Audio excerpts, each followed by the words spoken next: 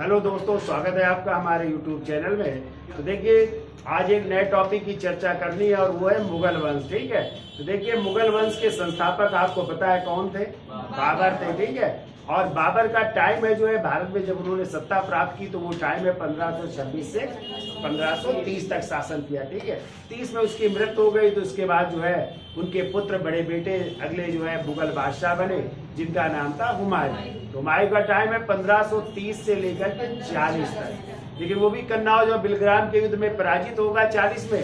15 वर्ष तक भटकना पड़ेगा। तो 15 वर्ष तक शासन कौन करेगा? सूर्यवंश। कौन सा? सूर्यवंश आ जाएगा। फिर इसके बाद जो है हुमायूं पुनः गद्दी प्राप्त करेगा 1555 में, और एक साल ही गद्दी पर बैठेगा। 56 में उसकी जो है अपने पुस्तकालय की सीढ़ियों से गिर करके क्या हो जाएगी? मृत्यु हो जाएगी। 56 में फिर जो है हुमायूं का बेटा जो है अकबर अगला मुगल बादशाह बनेगा, जिसका टाइम है 1556 से 1605। पानीपत का द्वितीय युद्ध लड़ेगा, उसमें विजयी होगा। ठीक है, फिर इसके बाद जो है 1605 में अगले मुगल बादशाह बनेंगे जहांगीर। ठीक है, 1605 से 1627 तक। फिर इसके बाद बनेंगे कौन? शाहजहां, 1628 से 1658 तक। और फिर होंगे औरंगजेब, जिनका टाइम है 1658 से 1707। तो इस तरह जो है ये मुगल बादशाहों का क्रम चलेगा। और फिर इसके बाद जो है जब आधुनिक इतिहास शुरू होगी तो वहां पे उत्तर मुगल काल बादशाह आएंगे। तो चलिए पहले मुगल काल की चर्चा कर लेते हैं। तो देखो, जो ये मुगल शब्द है ये लैटिन भाषा के जो है लैटिन भाषा का शब्द है। लैटिन भाषा के शब्द मोंग से बना है। किससे बना है? मोंग से बना है। और मोंग का अर्थ होता है बहादुर। क्या होता है? बहादुर होता है। ठीक है, यानी ये मुगल शब्द किस भाषा का शब्द है? लैटिन भाषा का। कौन से? मोंग शब्द से बना है, जिसका अर्थ होता है बहादुर। ठीक है, अब ये पूछा जाए मुगल वंश के संस्थापक कौन थे? तो देखिए, मुगल वंश के संस्थापक हैं जिनका नाम है बाबर। कौन है? बाबर हो जाएंगे। ठीक है, यदि आ जाए मुगल वंश के वास्तविक संस्थापक कौन है? तो देखिए, वास्तविक संस्थापक माना जाता है अकबर को। किसको माना जाता है? हाँ, तो यदि वास्तविक संस्थापक आ जाए तो हो जाएंगे अकबर। ठीक है, तो मुगल बादशाह अकबर हो जाएंगे, वास्तविक संस्थापक हो जाएंगे। ठीक है, यदि पूछा जाए कि मुगल वंश की मातृभाषा क्या थी, तो मातृभाषा, चूंकि बाबर जो है बहुत अच्छी तुर्की बोलता भी था, और उसने आत्मकथा भी अभी आप पढ़ेंगे तुर्की भाषा में लिखी थी। तो क्या थी मातृभाषा? चगताई तुर्की थी। ठीक है, चगताई तुर्की। जबकि आ जाए मुगल काल की जो है राजभाषा क्या थी, तो राजभाषा थी फारसी। क्योंकि मुगल काल में किस भाषा का प्रयोग हुआ ज्यादातर? तो फारसी भाषा का प्रयोग हुआ। तो राजभाषा यदि आ जाए तो फारसी, और मातृभाषा आ जाए तो चगताई तुर्की थी। ठीक है, दोनों याद रखेंगे आप लोग। अब यदि आ जाए राजधानियां क्या क्या रही मुगल काल में, तो देखो, राजधानी जो प्रारंभिक राजधानी थी, यानी पहली जो राजधानी थी बाबर ने सत्ता प्राप्त की, वो राजधानी रही आगरा। क्या रही? और आगरा का ही दूसरा नाम अकबराबाद भी है। ठीक है, आगरा या अकबराबाद रही। ठीक है, फिर देखिए, दूसरी राजधानी जब मुगल बादशाह अकबर बने तो उन्होंने जो है 1571 में एक शहर बसाया, और वही था फतेहपुर सीकरी। क्या था? तो अकबर के समय राजधानी क्या रही? फतेहपुर सीकरी रही। ठीक है, तो दूसरी राजधानी हो गई फतेहपुर सीकरी। फिर जब मुगल बादशाह बने शाहजहां, तो शाहजहां ने जो है दिल्ली को अपनी राजधानी बनाया, और दिल्ली का नाम क्या रखा गया? शाहजहानाबाद। तो आगे चल करके राजधानी बनेगी तीसरी राजधानी दिल्ली, जिसका दूसरा नाम है शाहजहानाबाद। शाहजहानाबाद। ठीक है, तीसरी राजधानी रही शाहजहाना। तो इस तरह मुगल काल में कितनी राजधानियां रही? 3 राजधानियां रही। ठीक है, आगरा यानी अकबराबाद, दूसरी फतेहपुर सीकरी, और तीसरी दिल्ली या शाहजहानाबाद। ठीक है, अब यदि आ जाए इन मुगल बादशाहों में जो भी हमने आपकी चर्चा की है, या उत्तरकालीन मुगल बादशाहों की भी हम चर्चा करेंगे, इनमें कितने ऐसे मुगल बादशाह हैं जिनकी माँ हिंदू थी। ठीक है, यानी हिंदू माँ से उत्पन्न पुत्र थे। तो 5 ऐसे मुगल बादशाह जिनकी माँ हिंदू थी। तो कौन कौन से हैं? तो पहला नाम आपको याद रखना है जहांगीर। क्या नाम? हाँ, तो किसके बेटे थे? जोधा भाई या हरखा भाई के बेटे थे ना। और दूसरा नाम आपको रखना है, याद है, शाहजहां। ठीक है, और शाहजहां की भी माँ का नाम था जोधाबाई या जगत गोसाई। ठीक है, भी थे। तीसरे जो है, जो हिंदू माँ से उत्पन्न बेटे थे, उनका नाम है बहादुर शाह प्रथम। बहादुर शाह प्रथम, या इन्हीं को शाह आलम प्रथम भी कहते हैं। वैसे इनका असली नाम था मुअज्जम। ठीक है, मुअज्जम अपने भाई आजम को पराजित करेंगे और बहादुर शाह प्रथम के नाम से गद्दी पर बैठेंगे। तो इनकी भी माँ जो है राजौरी के राजा थे, राजौरी के राजा थे जिनका नाम था राजू, उनकी बेटी थी। ठीक है, तो ये भी हिंदू माँ से उत्पन्न बेटे हैं। चौथा यदि आ जाए मुगल बादशाह कौन थे, तो आप लोग पढ़ेंगे अहमद शाह। ठीक है, अहमद शाह का टाइम है 1748 से लेकर के 1754 तक। ठीक है, अहमद शाह भी हिंदू माँ से उत्पन्न बेटे हैं। और फिर पांचवें बेटे जो हिंदू माँ से थे, वो अंतिम मुगल बादशाह जिनका नाम था बहादुर शाह जफर द्वितीय। ठीक है, बहादुर शाह जफर द्वितीय, जो कि 1857 के विद्रोह में पराजित हो जाएंगे। ठीक है, पकड़े जाएंगे और उनको कहाँ भेज दिया जाएगा? रंगून में, और वहीं पे भी 1862 में उनकी मृत्यु हो जाएगी। ठीक है, तो इतने मुगल बादशाह हैं जो किस माँ के बेटे हैं? हिंदू। यानी इनकी माँ क्या थी? हिंदू। इतना याद हो जाएगा आपको। ठीक है, यानी मुगल किस भाषा का शब्द है? लैटिन। लैटिन भाषा के मोंग शब्द से बना है, जिसका अर्थ होता है बहादुर। संस्थापक पूछे जाए मुगल वंश के, क्या मारोगे? बाबर। वास्तविक संस्थापक पूछे जाए अकबर। इनकी मातृभाषा क्या थी? चगताई तुर्की। राजभाषा क्या थी? फारसी। राजधानियां क्या क्या रही? आगरा या अकबराबाद। दूसरी फतेहपुर सीकरी। तीसरी दिल्ली या शाहजहां। तो फतेहपुर सीकरी की स्थापना अकबर करेंगे और दिल्ली या शाहजहानाबाद की शाहजहां। और आगरा शहर किसने बसाया? आगरा शहर बसाया था सिकंदर 1504 में, 1506 में अपने। कितने ऐसे मुगल बादशाह जिनकी माँ हिंदू थी? 5। जहांगीर, शाहजहां, बहादुर शाह प्रथम, अहमद शाह, बहादुर शाह जफर। क्लियर? चलिए अब हेडिंग डालिए। पहले हम संस्थापक की चर्चा करेंगे और वो है बाबर। है तो इसका स्क्रीनशॉट ले लो, फिर आगे चलते हैं। तो देखिए मुगल वंश के संस्थापक कौन है? बाबर। बाबर का पूरा नाम था जहीरुद्दीन मोहम्मद बाबर। टाइम क्या है? 1526 से 1530। अब देखिए बाबर की उपाधियां बहुत सारी है, तो हम एक जगह लिखा देते हैं सब उपाधियां इनकी। तो पहली उपाधि हेडिंग डालिए और पहली उपाधि लिखिए इनकी। इनको कहते हैं हजरत फिरदौस मकानी। हजरत फिरदौस, हजरत फिरदौस मकानी भी कहते हैं। ठीक है, दूसरी इनकी उपाधि लिखिए। इनकी दूसरी उपाधि खाकान की है, खाकान। और ये जो है 1526 ईस्वी में स्वयं बाबर ने धारण की थी से है। लिख लो, स्वयं बाबर ने धारण की। स्वयं बाबर ने धारण की थी। तीसरी इनकी उपाधि लिखिए, वो है कलंदर। तो देखो ये कई बार आया है कि बाबर का या किस मुगल बादशाह को कलंदर के नाम से जाना जाता है। तो किसे? बाबर को। क्यों कहते हैं? क्योंकि जब ये पानीपत का पहला युद्ध जीतेगा, तो चूंकि इसके पहले काबुल का शासक था, तो काबुल के प्रत्येक नागरिक को एक एक चांदी का, और उस सिक्के का नाम था शाहरुख। क्या नाम था? शाहरुख खान नहीं थे। ठीक है, शाहरुख केवल था। ठीक है, इस कारण, इसी उदारता के कारण बाबर को क्या कहा जाता है? कलंदर कहा। तो लिख लो, चांदी के सिक्के वितरित करने के कारण, चांदी के सिक्के, या सिक्के का नाम भी लिख लो चाहे, शाहरुख है। शाहरुख चांदी के सिक्के काबुल में वितरित करने के कारण, काबुल में वितरित करने के कारण काबुल में वितरित करने के कारण क्या कहा जाता है, कलंदर कहा जाता है, ठीक है। फिर वो चौथी उपाधि, बाबर को गाजी भी कहा जाता है, क्या कहा जाता है, हाँ। और गाजी की उपाधि, गाजी का मतलब होता है काफिरों का वध करने वाला। तो ये उपाधि धारण की थी जब बाबर ने खानवा का युद्ध जीता था, ठीक है। तो 1527 में लिख लो, खानवा युद्ध की विजय के बाद,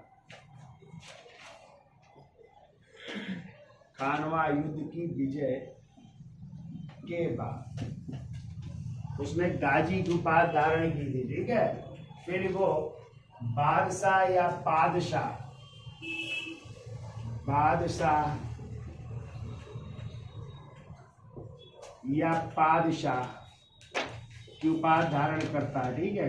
कब धारण करता है, 1507 ईस्वी में, ठीक है। इसके पहले बाबर अपनी पैतृक उपाधि धारण करता था, मिर्जा की। कौन सी, मिर्जा की उपाधि त्याग दी और कौन सी उपाधि धारण की, हाँ, पादशाह या बादशाह, ठीक है।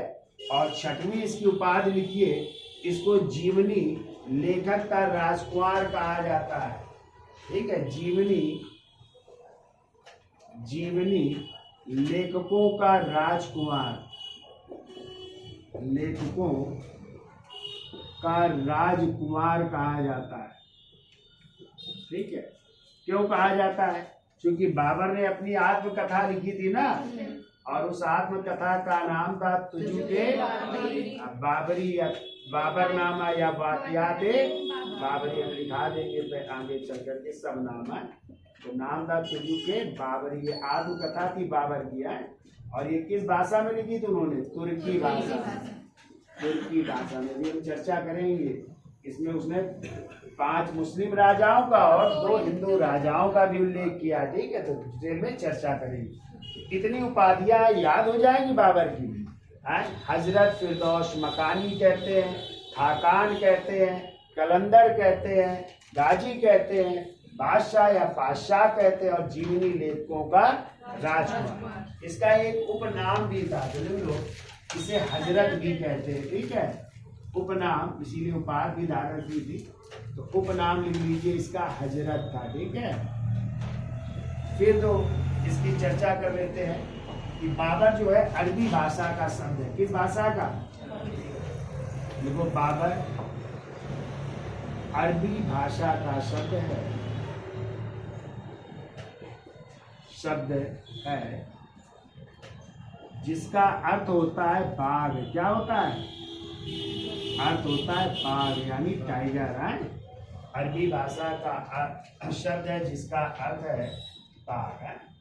अब देखो बाबर का जन्म कब हुआ था, इधर दिख रहा है ना, इनका जन्म हुआ था 14 फरवरी 1483 को हुआ था, ठीक है। फ्रांस आक्सियाना की एक छोटी सी रियासत थी फरगना, लिख लो, फ्रांस आक्सियाना, फ्रांस आक्सियाना की छोटी सी रियासत, छोटी सी रियासत, और उस रियासत का नाम था फरगना। और फरगना आज की डेट में पड़ेगा उज्बेकिस्तान में, ठीक है। कहाँ पे, किर्गिस्तान, तुर्कमेनिस्तान, उज्बेकिस्तान, तो फरगना पड़ेगा आज उज्बेकिस्तान में, ठीक है। आज का देश है जो रसिया से अलग हो गए थे, जब रसिया का विभाजन हुआ रूस का, संयुक्त संघ का, या तो उस समय जो है ये सब देश नए बन गए, ठीक है। तो जन्म कब हुआ था, 14 फरवरी 1483 को फ्रांस आक्सियाना की एक छोटी सी रियासत फरगना या उज्बेकिस्तान में हुआ था। इनके पिता का नाम लिखो, पिता का नाम था उमर शेख मिर्जा। तो मिर्जा की उपाधि पहले लोग धारण करते थे, उमर शेख मिर्जा नाम था। इनकी माँ का नाम था कुतलुग निगार खान नाम था। क्या नाम था, कुतलुग निगार खान नाम था, ठीक है। तो पिता का नाम उमर शेख मिर्जा, माँ का नाम कुतलुग निगार खान, दादी का नाम लिख लो, या दादा का नाम पहले लिखो, दादा का लिख लो पहले, अबू सैद मिर्जा नाम था, ठीक है, अबू सैद मिर्जा नाम था, ठीक है। दादा का, दादी का नाम लिख लो, तो दादी का कहीं कहीं एहसान दौलत मिलता है, कहीं कहीं आयशा दौलत बेगम। तो आप लोग लिखिए आयशा दौलत बेगम नाम, आयशा दौलत बेगम। यहाँ तक दिख रहा है, नीचे तक है, आयशा दौलत बेगम। चला इसको स्क्रीनशॉट लीजिए, फिर हम आगे चलते हैं। तो देखो दादी का नाम क्या था, आयशा दौलत बेगम। अब आते नाना भी इनके देख लेते हैं। तो नाना का नाम था यूनुस, क्या नाम था, यूनुस खान, लिख लो, यूनुस खान नाम था, ठीक है। और इनकी नानी का नाम था एहसान दौलत बेगम। किसी किसी किताब में मिलता है एहसान दौलत बेगम दादी का नाम था, लेकिन वो आयशा दौलत बेगम थी, ठीक है। और ये थी एहसान दौलत बेगम, एहसान दौलत बेगम नाम था, ठीक है, एहसान दौलत बेगम नाम था नानी का, ठीक है। अब हमने चर्चा की थी कल भी, आप लोगों को थोड़ा सी कहानी बताई थी कि बाबर जो है पितृपक्ष की ओर से किसका वंशज था, तैमूर, तैमूर लंग का जो है 5वां वंशज था, ठीक है, 5वां वंशज। और तैमूर लंग का आगमन हुआ था 1398 में। और उस समय दिल्ली सल्तनत के सुल्तान थे कौन, नसीरुद्दीन महमूद, जिसकी सल्तनत के बारे में कहा जाता है उसकी सल्तनत दिल्ली से पालन तक फैली, बहुत थोड़ा सा साम्राज्य रह गया था, ठीक है। तो पितृपक्ष की ओर से किसका, तैमूर लंग का 5वां वंशज था। जबकि मातृपक्ष की ओर से, लिख लो, मातृपक्ष की ओर से चंगेज खां का, चंगेज खां का 14वां वंशज था, 14वां वंशज था। और चंगेज खान ने भारत पर आक्रमण किया था 1221 ईस्वी में। और उस समय दिल्ली सल्तनत के सुल्तान थे इल्तुतमिश, ठीक है। और इल्तुतमिश के समय ही फारिस के शासक जलालुद्दीन मगरबर्नी ने शरण मांगी थी, किसके खिलाफ, चंगेज खां के खिलाफ। इल्तुतमिश ने उसको शरण देने से तो जो है चंगेज खान भी उसी का पीछा करते हुए वापस लौट गया था। और चंगेज खान का असली नाम था तैमुचिन, क्या नाम था, तैमुचिन। और इसे जो है किसका है, खुदा का अभिशाप भी कहते हैं, ईश्वर का अभिशाप भी कहा जाता है, कई नामों से जाना जाता है। ये देखिए अब आ जाए इनके वंश का नाम क्या था, तो लिख लो वंश का नाम। तो वंश का नाम कहलाता है चगताई वंश। कौन सा वंश, चगताई वंश। और कहते हैं ये नाम किसके नाम पर पड़ा, तो लिख लो चंगेज खां के दूसरे पुत्र के नाम पर, चंगेज खां के दूसरे पुत्र के नाम पर इसका नाम पड़ा चगताई वंश पड़ रहा है, ठीक है।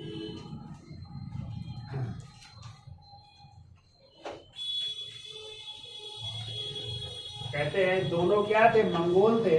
और बाबर ने अपनी पुस्तक बाबरनामा या तुजुक बाबरी में अपने को जो है मातृ पक्ष का ज्यादा माना है। किसका माना है, मातृ पक्ष का ज्यादा माना है, इसलिए इस वंश का नाम क्या पड़ा, मुगल वंश पड़ता है, ठीक है। ये याद रखिएगा आप लोग। अब आगे चलते हैं तो देखते हैं। तो देखो बाबर कब जो है शासक बनता है फरगना का, तो क्या हुआ, इनके पिता की जो है मृत्यु हो जाती है छत से गिर करके, ठीक है। 8 फरवरी शायद 1494 को बाबर के जो पिता थे उमर शेख मिर्जा, तो छत में जो है कहते हैं कबूतर बहुत पालते थे लोग ना, तो वही कबूतर या दाना आना डाल रहे थे या उड़ा रहे थे, तो कहते हैं वो छत से ऊपर से गिर जाते हैं और गिर करके जो है उनकी मृत्यु हो गई। तो जब मृत्यु हो गई तो उस समय बाबर मात्र 11 वर्ष का था। कितने वर्ष का, तो 11 वर्ष की अवस्था में जो है वो फरगना का क्या बनता है, शासक बनता है। लेकिन फरगना की गद्दी उसे ज्यादा दिन नसीब नहीं होती है, उसके चाचा और उसके मामा ने जो है फरगना की गद्दी पर अधिकार कर लिया। फिर भी उसने प्रयास किया लेने का, लेकिन वो प्राप्त नहीं हुआ। लेकिन तभी बाबर जो है 1502 ईस्वी में सर एक पुल के युद्ध में सैबानी खां से क्या होता है, पराजित होता है और अंतिम रूप से उसको जो है फरगना या खुरासान का जो इलाका था उसको वहां से भागना पड़ता है। और भागने के क्रम में वो पहुंचता है काबुल। कहाँ पहुंचता है? और 1504 में वो काबुल पर क्या कर लेता है? 1504 में उसका काबुल पर अधिकार हुआ और तब से लेकर के 1526 तक उसने काबुल पर जो है सत्ता प्राप्त। लेकिन कहते हैं कि जो पानीपत की विजय थी 21 अप्रैल 1526 को, वो बाबर की 5वीं विजय थी। कौन सी? हाँ, तो इसके पहले बाबर ने भारत पर जो है 4 बार आक्रमण किए थे, ठीक है, 1519 और 1520 में। तो उसी समय जो है बाजौर और भेरा के किले को जीता था। और कहते पहली बार इसी युद्ध में बाबर ने बारूद का प्रयोग किया। बारूद का मतलब तोप खाने का प्रयोग किया था, ठीक है। तो इस तरह जो है उसको 1519-20 में उसने बाजौर भेरा के किले को जीता। और फिर जो है ये 5वीं विजय थी। कौन सी? पानीपत का प्रथम युद्ध। और पीछे हमने पढ़ाया था पानीपत का जब युद्ध जीता बाबर ने, तो इसको आमंत्रित किसने किया था? काबुल से। हमने आपको बताया था मेवाड़ के शासक राणा सांगा ने, और उस समय दिल्ली सल्तनत के जो सुल्तान थे इब्राहिम लोदी के चाचा आलम खां लोदी ने, और उसके पंजाब के गवर्नर दौलत खां लोदी ने जो है उसको जो है आमंत्रित किया था भारत आने के लिए। तो ये लोग सोचते थे बाबर आएगा और वो जो है युद्ध करेगा, माल लूटेगा और वापस चला जाएगा, लेकिन ऐसा नहीं हुआ। बाबर आया और उसने 21 अप्रैल 1526 को पानीपत के युद्ध में जो है उस समय दिल्ली सल्तनत के सुल्तान लोदी वंश के अंतिम सुल्तान इब्राहिम लोदी को पराजित किया। और इब्राहिम लोदी इस युद्ध के मैदान में मारा गया था। कभी आ जाए दिल्ली का कौन सा एकमात्र सुल्तान है जो युद्ध के मैदान में मारा गया, तो वो है इब्राहिम। और कोई युद्ध के मैदान में नहीं मारे गए, या तो उनको गद्दी से हटा दिया गया या तो उनको मार दिया गया ऐसे ही, ठीक है। लेकिन युद्ध में लड़ता हुआ मारा जाने वाला दिल्ली सल्तनत का एकमात्र सुल्तान है वो है इब्राहिम। और इसके साथ उसका एक दोस्त भी मारा गया था, पता है कौन? ग्वालियर का राजा विक्रमाजीत या ग्वालियर के राजा विक्रमादित्य, वो भी इस पानीपत के युद्ध में किससे? बाबर से पराजित हुए और युद्ध के मैदान में मारे गए थे, ठीक है। वंश का नाम क्या था? चगताई वंश, जो चंगेज खां के दूसरे पुत्र के नाम पर पड़ा, ठीक है। अब इनकी जो है पुस्तक लिख लीजिए, या पुस्तक या भी कह सकते हैं आत्मकथा। आत्मकथा, आत्मकथा में लिखो। आत्मकथा का नाम है तुजुक ए बाबरी। तुजुक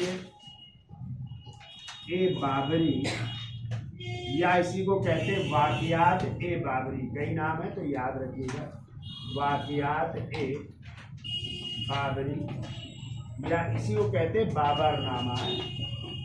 बाबरनामा, कितने सारे नाम हैं। और इस आत्मकथा को उन्होंने लिखा था बाबर ने किस भाषा में? तुर्की भाषा, ठीक है। क्वेश्चन आता है कि इस तुजुक ए बाबरी में कितने राजाओं का उल्लेख है, कितने मुस्लिम राजाओं और कितने हिंदू राजाओं? टोटल 7 राजाओं का उल्लेख है। तो पहले हम चर्चा कर लेते हैं इसमें 5 मुस्लिम शासकों का उल्लेख है, ठीक है, या 5 मुस्लिम शासक या राज्य कह सकते हैं, शासक या राज्य, किन राज्यों का उल्लेख है, ठीक है। देखो पांचों लिख लो। तो लिखो गुजरात, तो गुजरात राज्य का उल्लेख है जहाँ पे मुस्लिम शासन था। दूसरा है मालवा का उल्लेख है। तीसरा लिख लो बहमनी का उल्लेख है। बहमनी साम्राज्य पढ़ा है ना? किसने स्थापना की थी बहमनी साम्राज्य? हसन, ठीक है। फिर लिख लो बंगाल, बंगाल, और 5वां लिख लो दिल्ली। इन राजवंशों का उल्लेख है, ठीक है।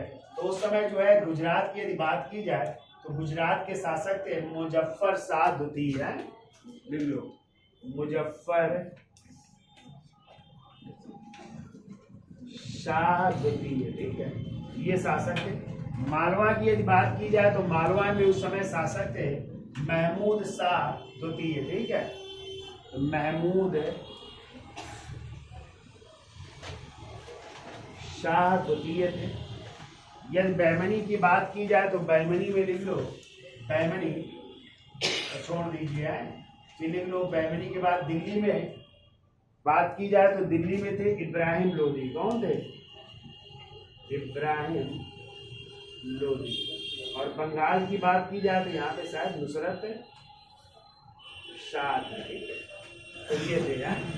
इसके अलावा दो हिंदू राज्यों का उल्लेख मिलता है, तो लिख लो दो हिंदू राज्यों का उल्लेख भी है। कौन से दो हिंदू राज्य थे? तो एक तो था आपका जो है मेवाड़, और मेवाड़ के उस समय शासक थे राणा सांगा, राणा सांगा का उल्लेख है। दूसरा जो है विजयनगर के शासक का उल्लेख है, और विजयनगर के शासक थे कृष्णदेव राय। तो क्वेश्चन आता है कि विजयनगर के किस शासक का उल्लेख बाबर की आत्मकथा चुचुके बाबरी में? तो कृष्णदेव राय का उल्लेख है। तो टोटल कितने राज्यों का उल्लेख है? 7 है। गुजरात, 5 मुस्लिम और 2 हिंदू राज्य। तो गुजरात, मालवा, बैमनी, बंगाल और दिल्ली। और हिंदू राज्य में मेवाड़ के राणा सांगा और विजयनगर के कृष्णदेव राय, ठीक है, इनका उल्लेख है, ये याद रखिए, ठीक है।